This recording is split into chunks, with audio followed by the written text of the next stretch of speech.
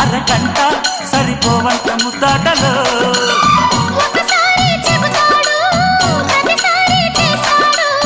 అంటూనే చీపాడు అందంతో రాపాడు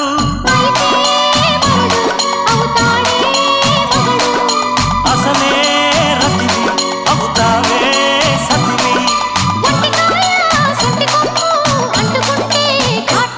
ఘుమ్ ఘుమాయించు కొంచెం లవ్లగాయించు లంచం మన్మధించింది మంత్రం మంచం